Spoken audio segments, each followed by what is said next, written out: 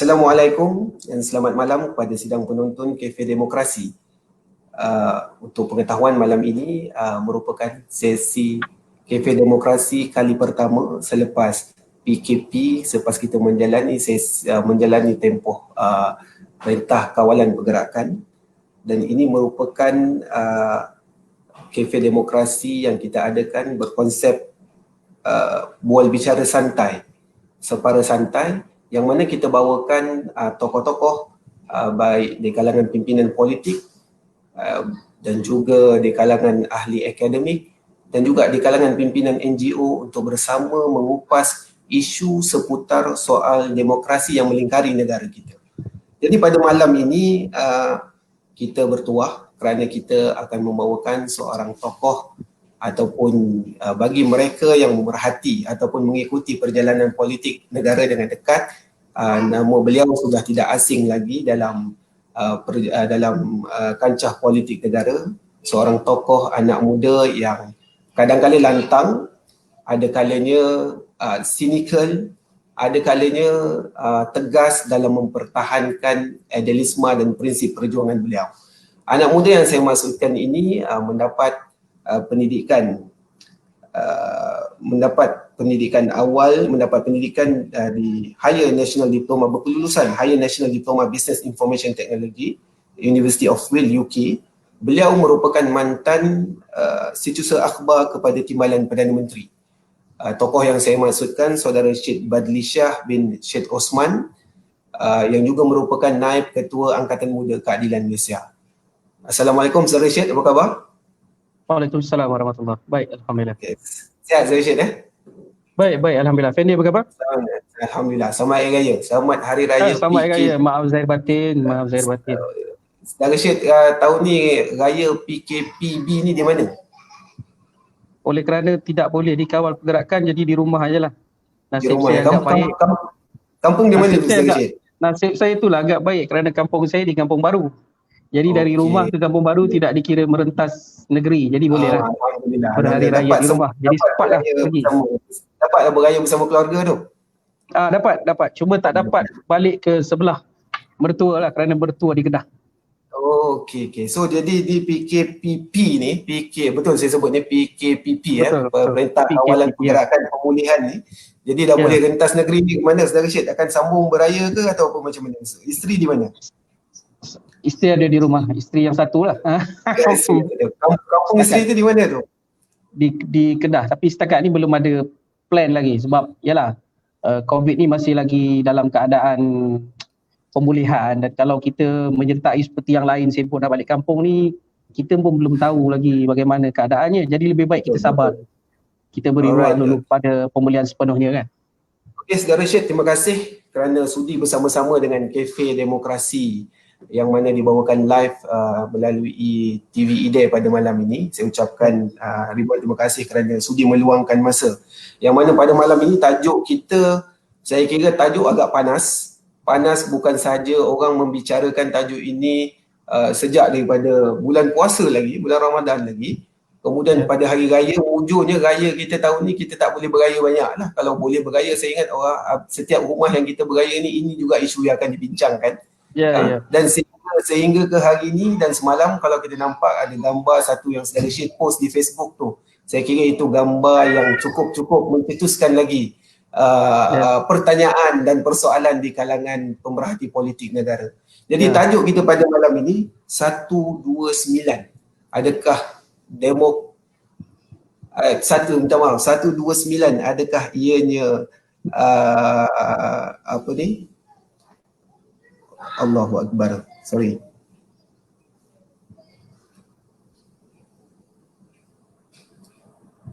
Adakah demokrasi?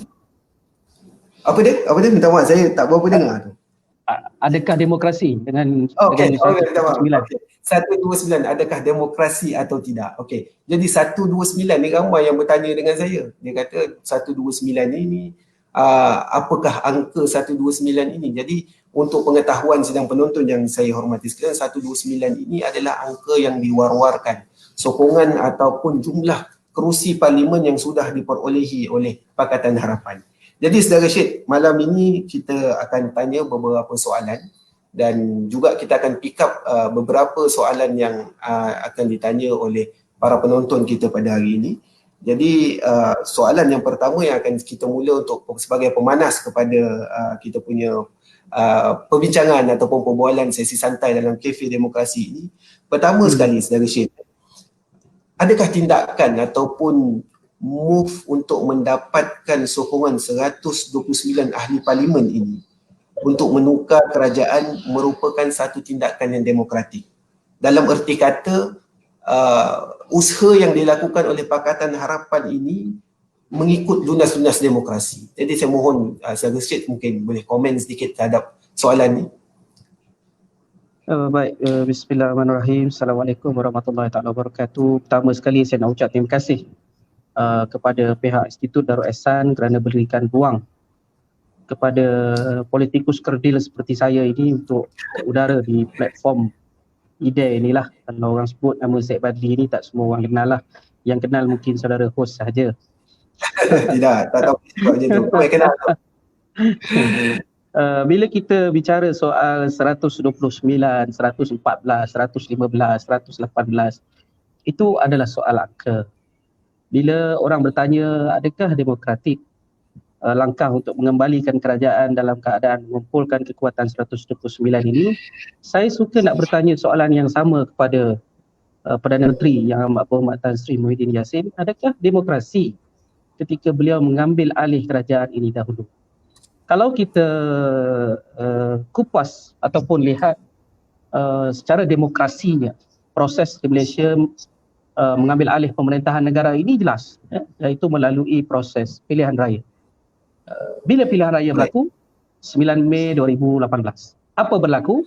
Kita lihat rakyat Malaysia memberikan satu keputusan yang jelas, iaitu menukar tampuk kepimpinan negara kepada gabungan baru, iaitu Pakatan Harapan. Barisan Nasional bertukar kepada Pakatan Harapan. Itu proses demokrasi yang jelas. Maksudnya kalau kita sebut soal adakah demokrasi, itulah proses demokrasi yang jelas. Ia berlaku secara pilihan raya. Maksudnya selepas kerajaan terdahulu tumbang, kemudian diambil alih oleh kerajaan baru, prosesnya berlaku, pengambil alihan kerajaan berlaku, itu adalah proses yang jelas. Kemudian apa berlaku? Lebih kurang bulan Februari tahun ini berlaku satu rampasan kuasa. Ini saya boleh quote sebagai rampasan kuasa. Adakah ia menyalahi undang-undang? Tidak menyalahi undang-undang. Saya katakan begitu. Ia tidak menyalahi undang-undang. Rampasan kuasa yang tidak menyalahi undang-undang. Adakah ia tidak menyalahi undang-undang? Ia tidak menyalahi undang-undang. Saya boleh quote begitu. Kenapa ia tidak menyalahi undang-undang? Kerana ahli parlimen yang diberikan mandat ketika bersama dengan gabungan sebelum ini, beberapa ahli parlimen, saya sebutkan begitu, beberapa ahli parlimen yang diberikan mandat melalui pilihan raya sebelum ini memilih untuk melompat dan membentuk gabungan baru bersama pasukan yang kalah pada pilihan raya yang lalu.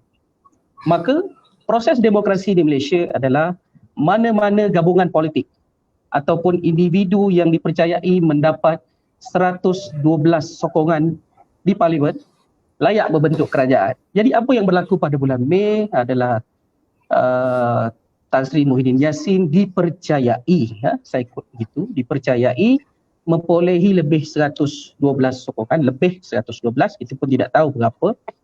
Akhirnya dia membentuk kerajaan. Dari segi proses perundangan, persembahan kepada Sultan, persembahan kepada Agung, endorsement daripada Yang di-Pertuan Agong, dari segi proses perundangan ia tidak mengganggu, tidak ada masalah dari segi itu.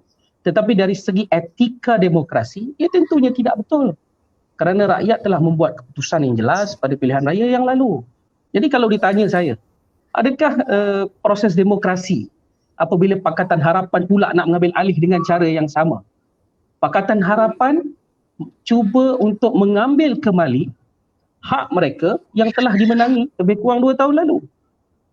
Maksudnya kerajaan ini telah dicuri dan sekarang mereka, Pakatan Harapan sedang melalui proses-proses yang tepat untuk mengambil alih semula. Maksudnya dia sedang cuba mendapatkan semula mandat yang telah diberi haknya kepada Pakatan Harapan. Itulah yang boleh saya kongsikan sedikit pendek. Okey, saudara sebut soal pertahankan sebagai satu tindakan yang demokratik mengikut lunas-lunas demokrasi, saudara kemukakan banyak fakta.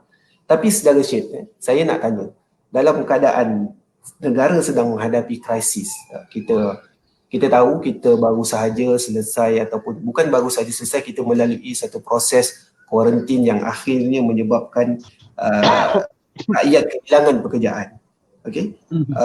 Ekonomi baru sahaja nak menginjak ke fasa pemulihan. Tetapi hari ini dari pimpinan Pakatan Harapan duk bicara soal nak ambil alih kuasa.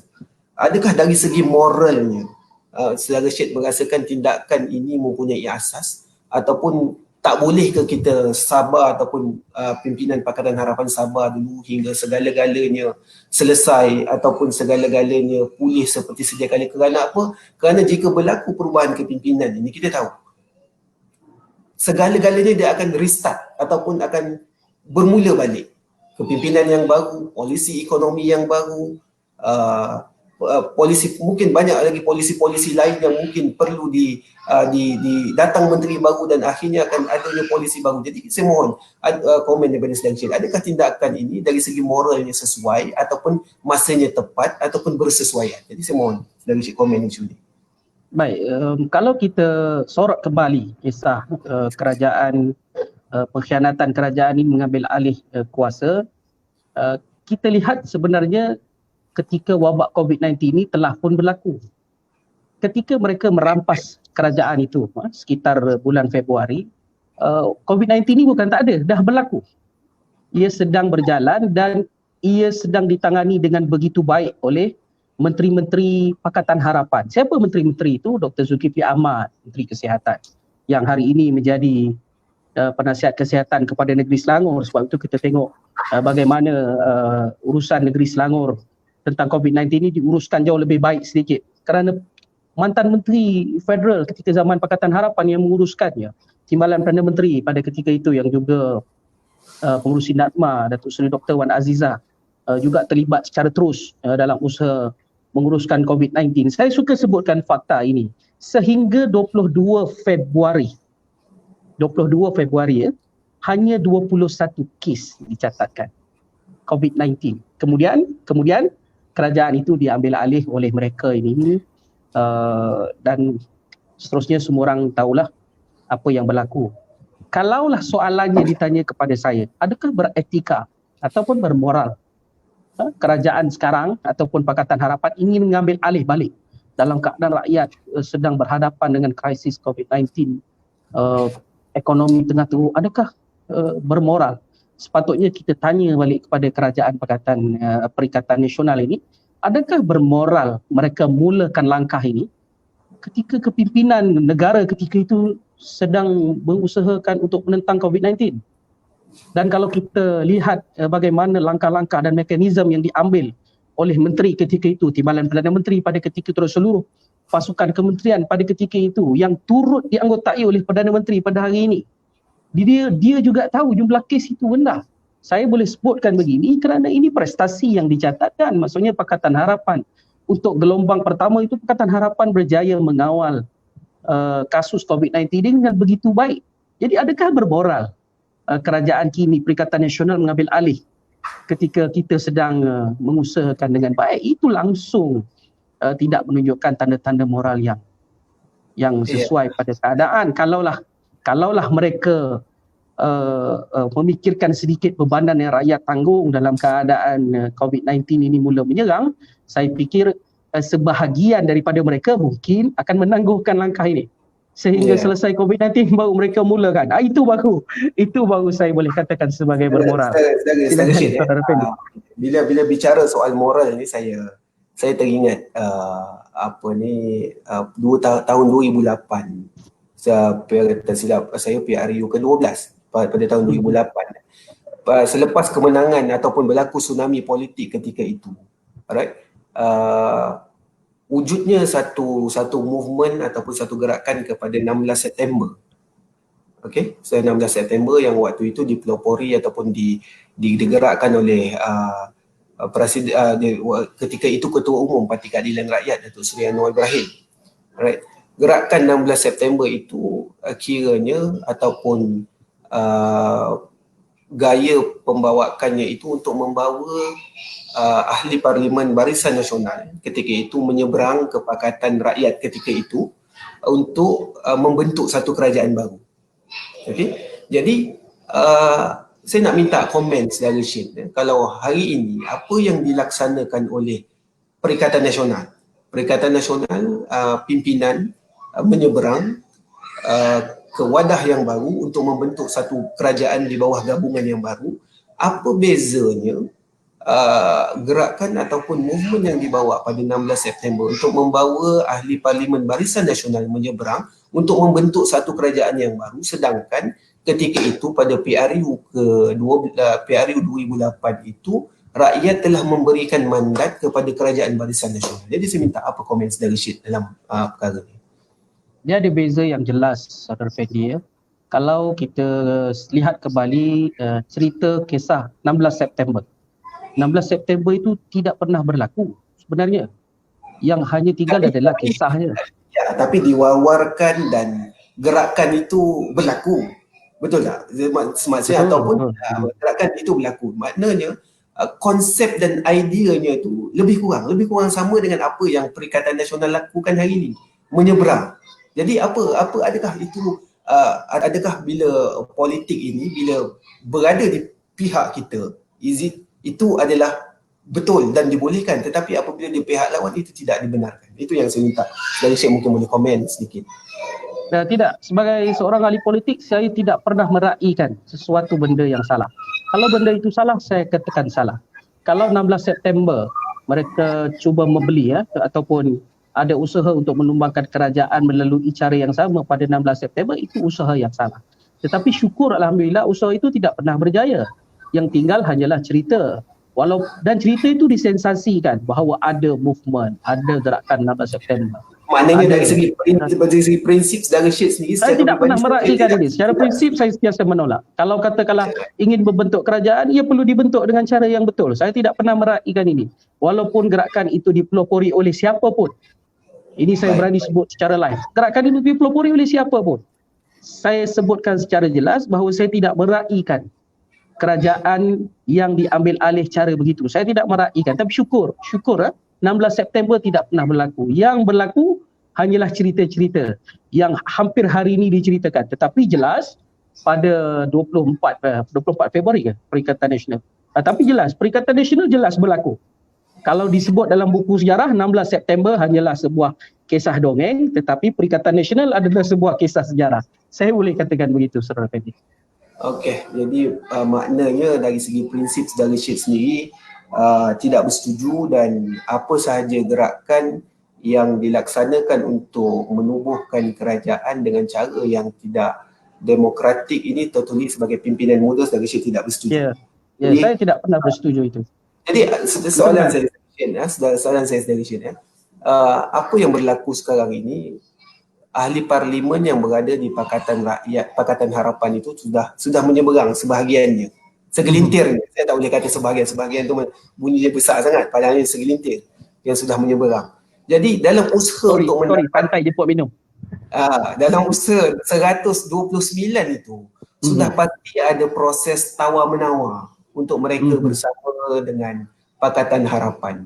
Jadi apa komen saudara Syed yang mana kalaulah 129 itu berjaya dicapai oleh Pakatan Harapan, adakah tindakan tawar-menawar itu mungkin berlaku ataupun tidak berlaku? Jadi bagaimana keadaan untuk menarik 129 ini yang semestinya sudah berada di pihak sana dan mereka boleh kembali ataupun seberang balik ke Pakatan Harapan, sedangkan secara logiknya mereka yang in power ni takkanlah pergi kepada yang tak ada power kan. Ini biasanya basic lah dalam politik ini. Jadi apa komen saya dengan perkara ni?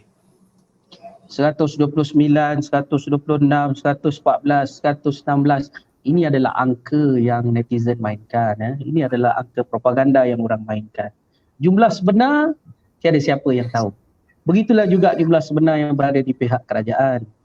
Kerana kita lihat sidang parlimen yang lalu, kerajaan pun tak berani nak beri ruang kepada undi tidak percaya. Jadi kita pun tidak tahu jumlah sebenar yang menyokong kerajaan itu berapa. Begitu juga jumlah sebenar yang menyokong Pakatan Harapan. Ada orang mengatakan 129, ada pula yang mengatakan 132, ada pula yang mengatakan 125. Hari ini Datuk Seri Anwar sebut dalam satu kenyataan media 107 pula. Ini soal ini soal angka, Saudara Fendi. Tadi soalannya ditanya, adakah beretika ataupun sesuai untuk mereka yang telah menyeberang ke sana kembali. Mereka ini mengangkat mandat rakyat. Ketika mereka menang pilihan raya umum 9 Mei, mereka ini menggunakan bendera Parti Keadilan Rakyat mewakili gabungan Pakatan Harapan. Itu mandat yang diserahkan kepada mereka. Mereka juga mempunyai tanggungjawab untuk mengembalikan mandat ini kepada rakyat. Kalau mereka rasa ini satu kesilapan, mereka harus betulkan. Kalau ahli-ahli parlimen yang telah menyeberang ini rasakan ini satu kesilapan, mereka harus betulkan. Kalau mereka rasakan ini gerakan untuk mereka terus khianat, mereka perlu pulangkan kembali kepada rakyat. Ini pandangan saya. Adakah bermoral atau tidak? Mereka yang lompat itu bermoral atau tidak? Tentang tawar-menawar. Kalau mereka benar berpegang pada prinsip dan perjuangan, tujuan mereka menang dan sebagainya, tidak ada perlu tawar-menawar sebenarnya. Kerana mandat yang diberikan rakyat itu bukan untuk ditawar-menawar, tapi rakyat memberikan mandat itu kepada yang berhormat ini untuk berhikmat, bukan untuk tawar-menawar, bukan untuk berikan yang berhikmat ini jadi kaya. Kalau itu seronoklah Saudara Fendi pun nak jadi wakil rakyat, besok-besok ditawarkan pula. Lompat lagi, saya pun nak jadi wakil rakyat, duduk besok lompat lagi, maklum dapat tawaran. Kita tidak boleh mengizinkan begitu kan? Okey. Kerana jawatan wakil rakyat ini bukan jawatan yang boleh ditawar-menawar ataupun diperniagakan. Baik.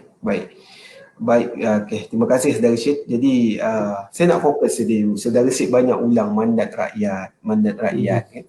Jadi saya nak fokus pada konotasi mandat rakyat. Semalam saya ada terbaca saudara ada mengeluarkan kenyataan tidak perlu kepada pilihan raya dan PH perlu mendapatkan kembali kuasa dengan saluran yang betul. Ini kenyataan saudara yang saya petik dalam Malaysia Kini, dikeluarkan oleh Malaysia Kini. Okay. Jadi saya nak tanya, bukankah dengan mengembalikan kepada rakyat dengan jalan pilihan raya ini merupakan cara yang terbaik untuk kita melihat bahawa PH ini, Pakatan Harapan ini mendapat mandat baru daripada rakyat. Jadi apa komen saudara tentang perkara ini? Bila pilihan raya yang paling hampir, ia berlaku 2018, Saudara Fendi. Kita juga perlu bersikap adil kepada rakyat. Rakyat ini bukan kerjanya kejap-kejap memilih pemimpin.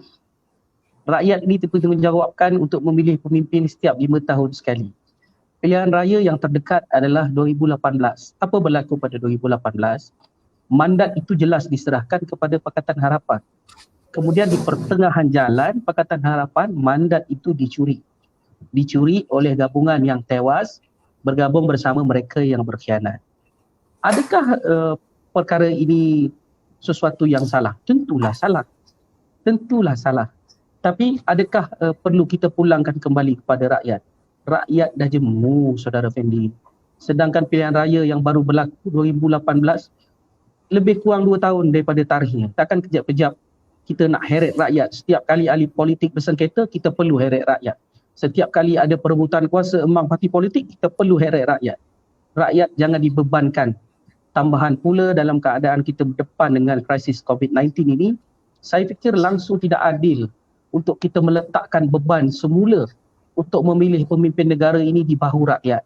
Seharusnya mandat yang telah diserahkan oleh rakyat kepada haknya, iaitu 2 tahun lalu, seharusnya diteruskan.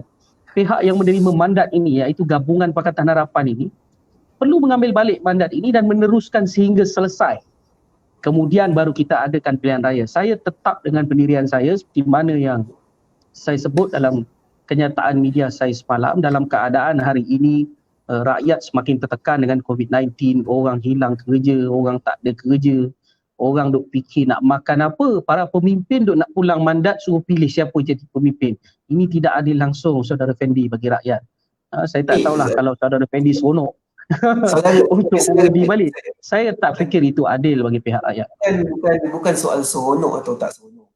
Dia sebut soal kerusi itu dengan Pakatan Harapan tidak ada majoriti yang besar, Pakatan Harapan tak ada majoriti yang besar, Perikatan Nasional juga tak mempunyai majoriti yang besar. Jadi keadaan ketidaktentuan ini menyebabkan ketidakstabilan ekonomi, menyebabkan banyak benda-benda yang kita sebut sebagai uncertainty.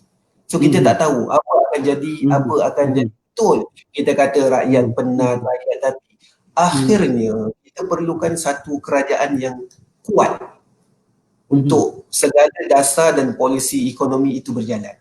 Jadi kalau misalnya kata Saudara Syed dalam statement kata kita tidak perlu adakan pilihan raya, tapi kalau kita dah tak ada pilihan dan jumlah kuantiti itu orang sebut sebagai CPCP, itu yang akhirnya akan jadi proses tawar-menawar, scheme of thing, kemudian adanya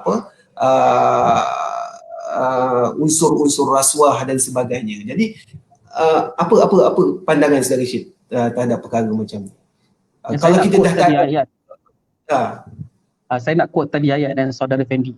Kalau kita dah tak ada pilihan, maksudnya jalan yang terakhir lah. Kalau dah tak ada pilihan, jalan yang terakhir lah kita kembalikan semula kepada rakyat. Selagi ada jalan pilihan yang lain, kita tidak boleh heret rakyat dalam situasi. Dalam keadaan rakyat terlalu terbeban. Rakyat terlalu teruk sekarang ini terbeban dengan masalah ekonomi, masalah COVID-19, masalah pekerjaan, kita tidak boleh heret rakyat dalam situasi ini. Kecuali saya setuju dengan Saudara Fendi tadi. Kalau kita dah tak ada jalan lain, maksudnya buat macam mana pun kedua-dua pihak ini tak dapat nak membuktikan siapa yang sepatutnya jadi pemerintah, dah tak ada jalan lain, kita heretlah kembali rakyat. Kita serahkanlah kepada rakyat untuk membuat keputusan. Tetapi dalam soal sekarang, masih terdapat jalan-jalan lain. Maksudnya Pakatan Harapan mahupun Perikatan Nasional masih terdapat jalan-jalan lain. Apa jalan yang ada?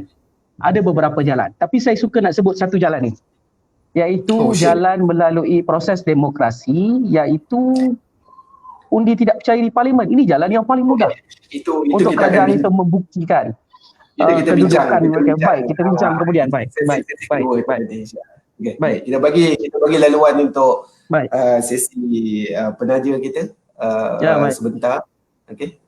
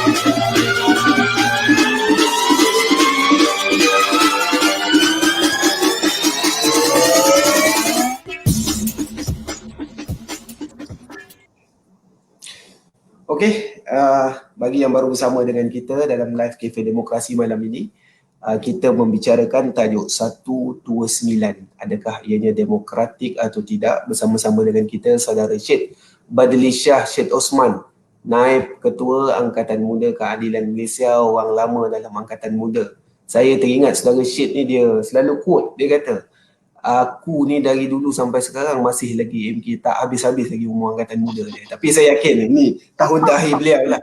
Tahun terakhir beliau sebagai Angkatan Muda lah. Dan saya kira tahun terakhir beliau ni sebagai tahun terakhir yang cukup dramatik, yang mana kita dapat melihat pelbagai krisis politik berlaku dalam negara kita. Jadi Saudara Syed tadi sebelum kita rehat sebentar tadi, Saudara Syed sebut soal sidang parlimen. Ada quote soal sidang parlimen ni. Saya nak tanya Saudara Syed, pimpinan PH sekarang ni mendesak untuk diadakan sidang parlimen dengan segera.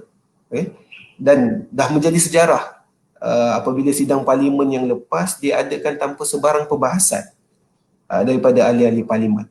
Jadi apa sebenarnya keperluan sidang parlimen ni yang didesak oleh MP-MP di Pakatan Harapan. Apa sebenarnya keperluan mendesak yang mereka sampai duk bising perlu diadakan segera? Mohon komen saudara Syed. Apa keperluannya? Sekarang negara sedang berhadapan dengan krisis wabak COVID-19. Semua pemimpin, especially ahli-ahli parlimen yang dipilih, perlu diberi ruang sebaiknya untuk menentukan dasar negara. Di mana pentasnya? Di parlimen lah. Ahli-ahli parlimen ini mewakili segmen-segmen rakyat di kawasan mereka. Jadi di mana mereka boleh suarakan perihal rakyat yang mereka tanggung? Mereka ini ahli parlimen yang diberikan amanah untuk memikul hak rakyat. Tapi di mana mereka boleh cakapkan hal ini? Di parlimen lah. Sebab itu Pakatan Harapan berpegang supaya diadakan sidang parlimen. Salah satunya adalah untuk membahaskan soal COVID-19 ini. Kita menyambut baik usaha kerajaan Perikatan Nasional yang diumumkan oleh Yang Amat Berhormat Perdana Menteri Tan Sri Muhyiddin Yassin mengumumkan pakej-pakej membantu rakyat. Kita sambut baik itu. Tetapi seperti mana yang disebutkan oleh Yang Amat Berhormat Ketua Pembangkang Datuk Seri Anwar Ibrahim, kenapa ia tidak dibahaskan di parlimen? Sedangkan pakej-pakej itu akan boleh dinilai dengan lebih baik jika diberi ruang kepada ahli-ahli parlimen untuk dibahaskan. Apalah yang menjadi kerisauan dan ketakutan sangat kepada kerajaan Perikatan Nasional ini, sedangkan mereka mengatakan mereka ada kekuatan. Kalau mereka benar mementingkan soal rakyat, perihal rakyat, buka sidang dewan, bahas soal COVID-19, buka betul-betul, beri ruang kepada ahli parlimen mewakili kawasan mereka, mewakili segmen rakyat mereka untuk membicarakan soal rakyat tentang COVID-19 ini. Mungkin pakej yang lebih baik parlimen boleh luluskan. Kalau kita lihat di Eropah misalnya, parlimen Eropah meluluskan 45 bilion. Parlimen di Eropah. Malah parlimen Singapura melakukan perkara sama. 5 Mei parlimen Singapura bersidang semula. Jadi mengapa parlimen Malaysia merasakan begitu kerisauan untuk melakukan sidang, atau adakah pemimpin dalam Perikatan Nasional ini takut dengan bayang-bayang sendiri? Kalau mereka benar sayangkan rakyat, tidak perlu risau dengan sidang parlimen, saya kira. Maknanya sidang parlimen ini diperlukan sebagai timbang tara ataupun sesi pencambahan idea dan pandangan untuk diadakan, ataupun mungkin ada usul-usul ataupun pandangan di peringkat pimpinan Pakatan Harapan kepada kerajaan. Ya. Okey. Jadi saudara Syed, kita cuba nak tengok kalau ada pick up soalan-soalan daripada kita punya viewer. Okey, ni ada satu soalan. Saya cuba ni daripada Ramdhani Abdul Karim. Dia kata kecamukan politik negara berpencak silat dengan politik, slogan-slogan politik yang didukung. Apa yang dapat dijangka terhadap politik anak muda yang telah dipersetujui dengan Undi 18, sedangkan rakyat semakin muak berkenaan politik mutakhir ini, terutama lantikan political patronage ya institusi berkepentingan. Dia tanya ni, maksudnya saya pemudahkan soalan ni, agak teknikal dan panjang juga soalannya. Dia kata ahli politik ini duk main dengan pelbagai slogan, sedangkan kita dah setuju dengan untuk meluluskan undi bawah 18 ni.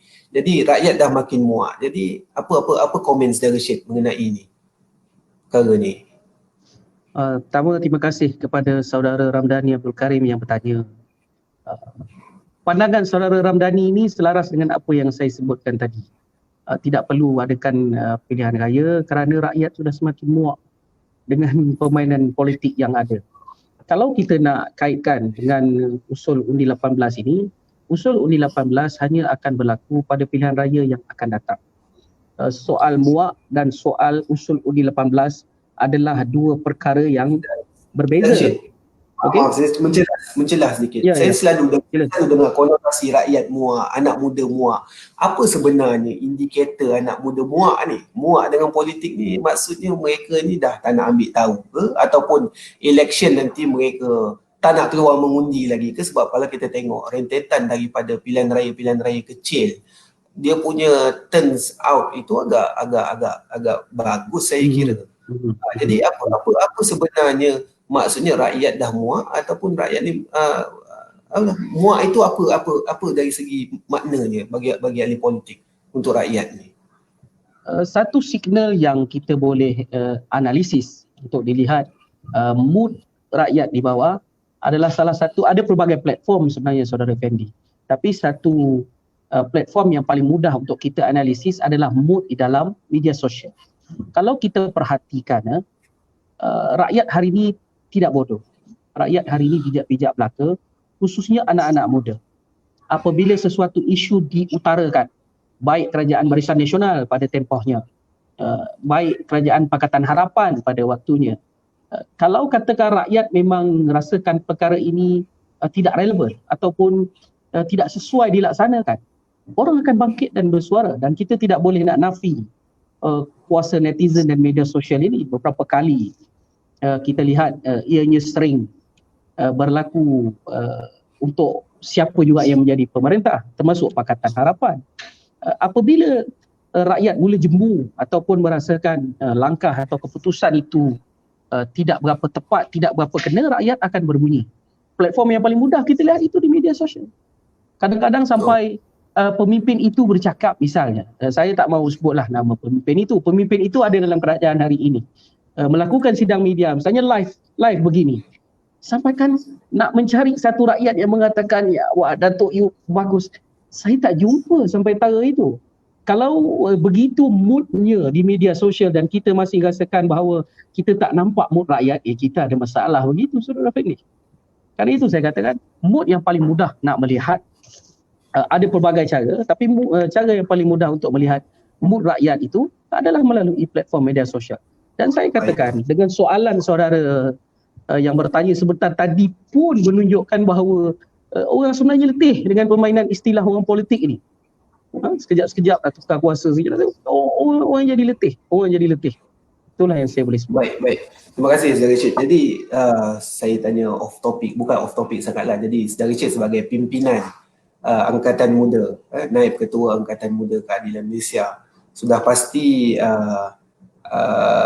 gerak kerja untuk mendampingi ataupun mendapatkan sokongan anak muda di peringkat Pakatan Harapan ini giat dijalankan.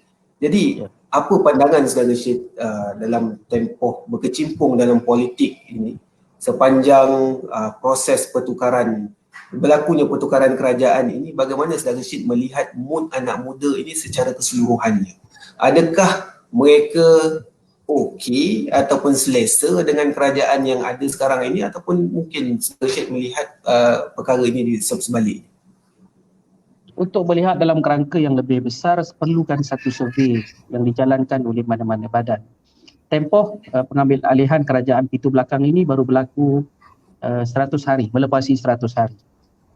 Untuk melihat mood dalam masa 100 hari ini, sekadar anak-anak muda, persatuan-persatuan yang saya jumpa, mood anak-anak muda ini rata-rata ramai tidak senang. Ramai tidak senang dengan kedudukan yang ada sekarang. Sebab apa? Sebab kerajaan yang terdahulu telah diberikan mandat. Apabila mandat itu dikhianati, orang jadi tidak senang.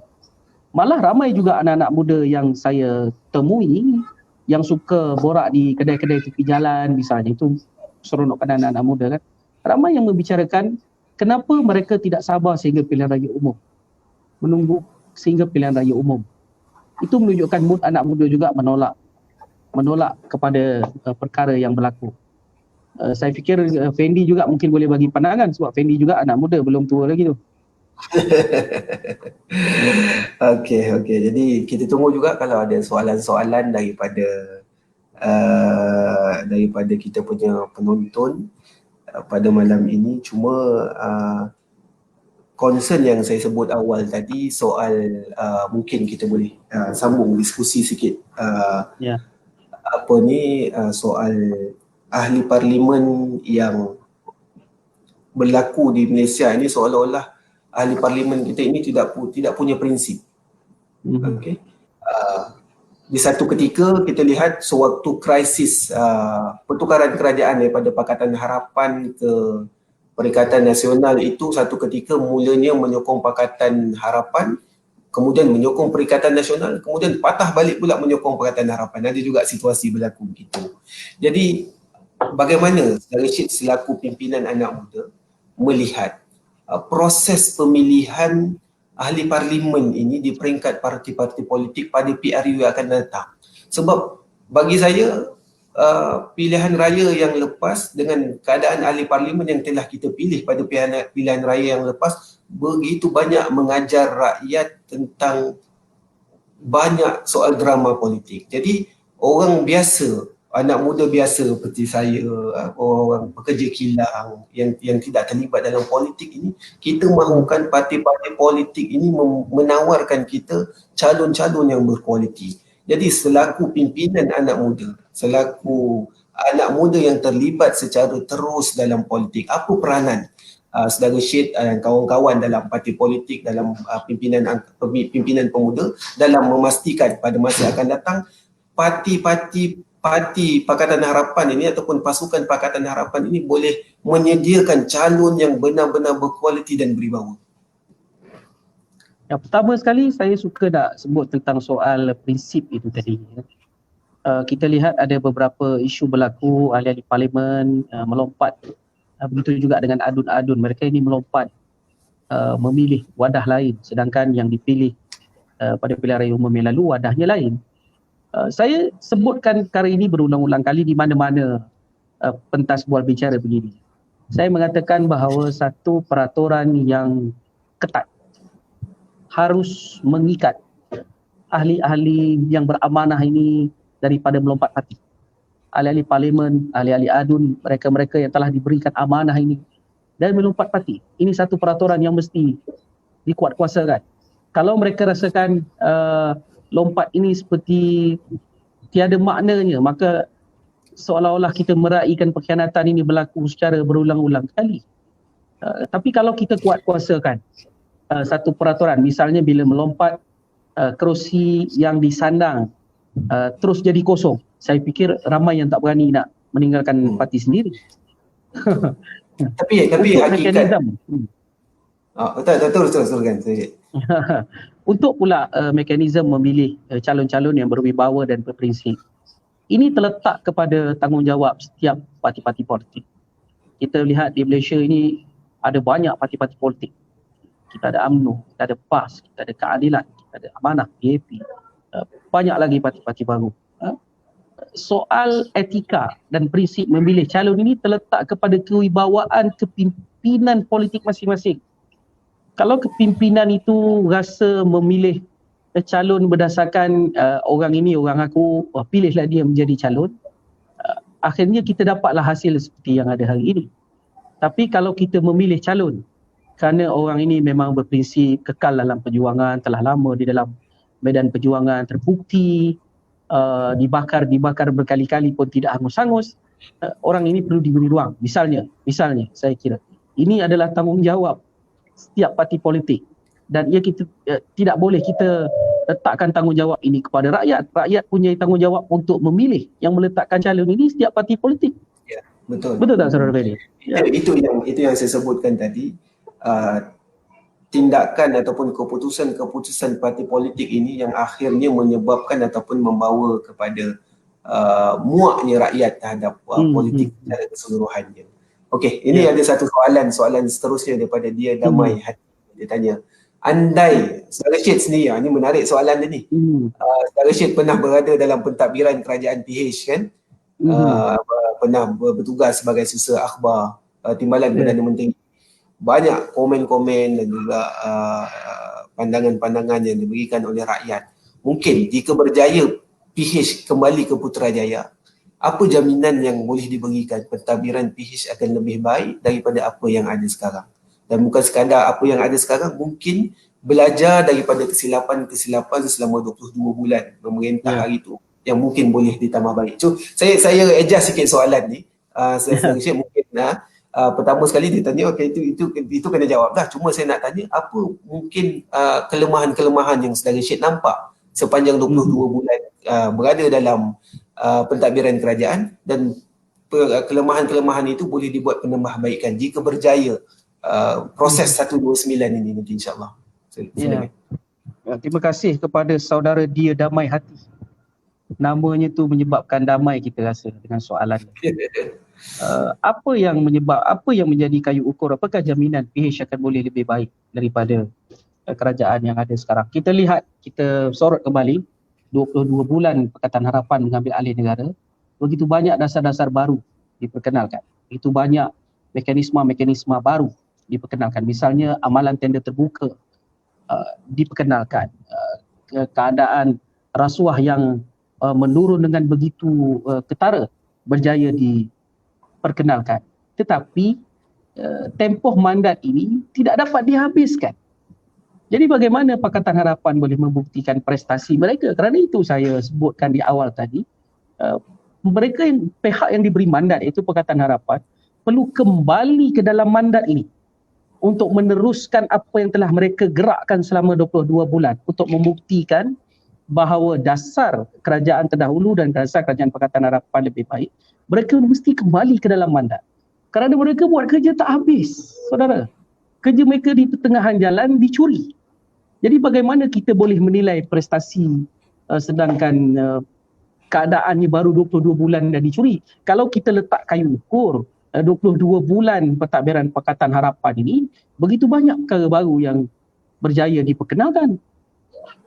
Banyak sekali. Tetapi mandat ini tidak habis. Saya yakin kalau katakanlah tempoh mandat yang diberi selama 5 tahun, seperti mana pilihan raya yang lazimnya berlaku 5 tahun tempoh mandat, saya fikir Pakatan Harapan dapat membuktikan sesuatu dalam tempoh 5 tahun. Tetapi perlu bukti habis mandat lah. Bukan pertengahan jalan dah kena curi. Bagaimana Pakatan Harapan boleh membuktikan suatu prestasi? Sebab itu Pakatan Harapan perlu kembali ke dalam kedudukan kuasa, saya kira. Jadi yang soal kelemahan yang Saudara Syed nampak selama 22 bulan itu mungkin ada penambahbaikan yang mungkin boleh dibuat jika berlaku ataupun menjadi kerajaan. Boleh respon sikit? Kelemahan sentiasa ada. Sebab itu kita perlukan check and balance. Di mana check and balance dalam kerajaan? Pembangkang. Ketika kita jadi kerajaan, check and balance kita adalah Barisan Nasional.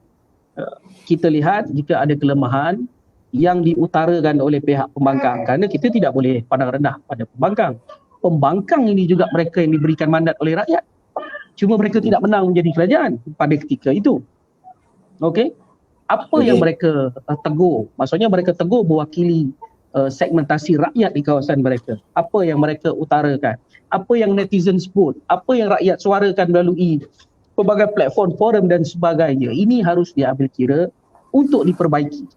Kalau kerajaan Pakatan Harapan kembali berkuasa, orang komplain untuk sesuatu dasar yang menerima kritikan yang hebat, misal pemimpin kita tidak boleh ego. Ini saya nak sebutkan. Kadang-kadang pemimpin ini pun egonya tinggi. Rasa dia je betul. Jadi pemimpin ini tak boleh begitu. Dia kena mendengar pandangan semua pihak, termasuk rakyat, termasuk pembangkang. Okey. Soalan terakhir Saudara Syed, mungkin sebelum kita pergi kepada rumusan kan, saya ingat ini soalan pun agak popular dan dimainkan juga di peringkat media sosial yang mengatakan soal lantikan JLC kalau kita tengok di zaman ataupun di ketika pemerintahan Perikatan Nasional ini, boleh dikatakan sahabat hari ada sahaja lantikan baru JLC kepada ahli parlimen. Tetapi kalau kita perhatikan juga di sewaktu ketika 22 bulan Pakatan Harapan memerintah, ada juga lantikan-lantikan politik di kalangan ahli parlimen memegang jawatan JLC ni. Jadi saya mohon komen sedikit dari Syed, mungkin apa yang berlaku sebenarnya. Kerajaan hari ini, saiz kabinet 71 orang. Kerajaan Pakatan Harapan, saiz kabinet 41 orang. Bukankah itu jauh bezanya? Lantikan politik. Kerajaan terdahulu melantik mereka bercampur, maksudnya mix. Ada lantikan politik daripada ahli parlimen, ada lantikan politik daripada profesional. Ini very clear. Ahli parlimen yang dilantik adalah dari kalangan profesional di bidang tersebut. Maka diangkat untuk berada di dalam JLC tersebut. Tetapi beza dengan lantikan politik hari ini. Saya sebutkan tadi, 71 jumlah di dalam kabinet. Kemudian ditambah satu lagi duta khas mewakili Perdana Menteri. Ditambah seorang lagi, jadi 73 duta khas, jawatan duta khas. Kemudian ahli-ahli parlimen diberi jawatan-jawatan JLC. Sebenarnya kalau saya membaca gerak-geri Perdana Menteri hari ini, dia melantik ahli-ahli parlimen inti untuk menganggotai ataupun menyandang jawatan di peringkat JLC ini lebih kepada nak secure kedudukan beliau sebagai Perdana Menteri. Seolah-olah ini politik habuan. Dia tidak boleh berlaku begitu sebenarnya, Saudara Fendi. Sedangkan kita lihat ini bezanya jelas ya. Pakatan Harapan 41 orang dalam kabinet. Perikatan Nasional 71 orang. Kemudian yang selebihnya itu nak melengkapkan numbers ini diberi JLC. Saya pun sebenarnya tertanya-tanya apakah kerajaan yang ada hari ini begitu takut sehingga terpaksa memberikan kedudukan kepada ahli-ahli parlimen ini untuk menjamin kedudukan dia kekal sebagai Perdana Menteri. Apakah ini sesuatu yang kita raikan dari segi etika berpolitik? Saya fikir kalau Saudara Fendi ahli parlimen, mungkin Saudara Fendi juga boleh menganggotai satu JLC. Kalau boleh dinyatakan sokongan pada bersama, saya fikir begitu. Kalau bersama dengan Perikatan Nasional lah. Nasib baik kita berdua bukan ahli parlimen. Kalau tak, kita berdua pun dapat offer.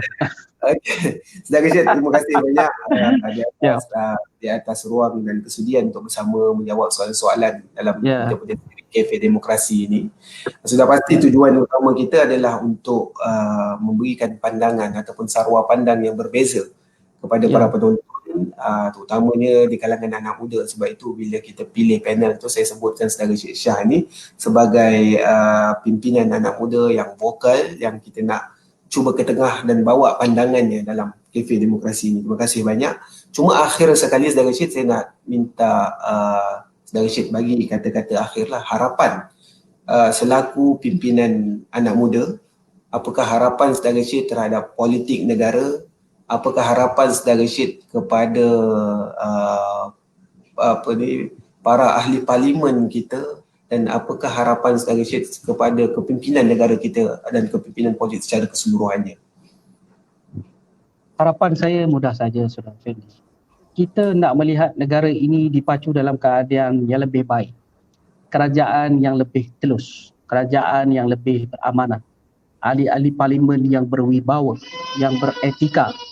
Sebab itu di mana juga platformnya, saya akan ulang-ulang sebut bahawa kerajaan yang ada hari ini diambil secara curi ataupun pintu belakang. Harapan saya adalah mandat ini perlu dikembalikan kepada yang hak, dan apabila mandat ini diletakkan di tangan mereka yang berhak, mereka yang mengemudi itu perlu membuktikan bahawa negara ini perlu dijaga, rakyat perlu didahulukan.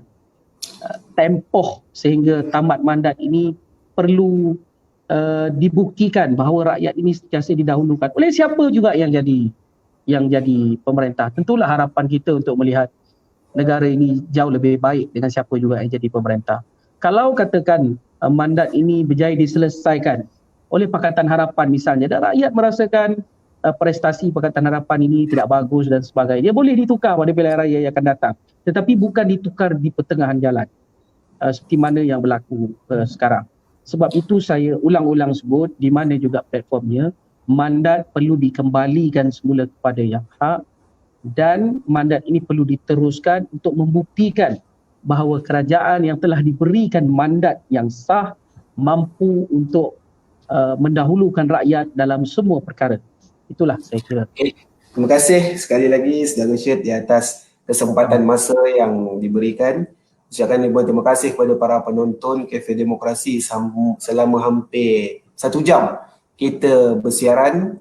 InsyaAllah kita akan kembali bersiaran dalam siri-siri Cafe Demokrasi seterusnya dengan membawakan lebih ramai lagi pimpinan anak muda di kalangan parti politik, dan juga mungkin kita akan bawa ahli akademik dan juga pimpinan NGO untuk bersama-sama dengan kita mengutarakan pandangan. Jadi saya akhiri dengan ucapan wabillahi taufiq wal hidayah. Assalamualaikum warahmatullahi wabarakatuh.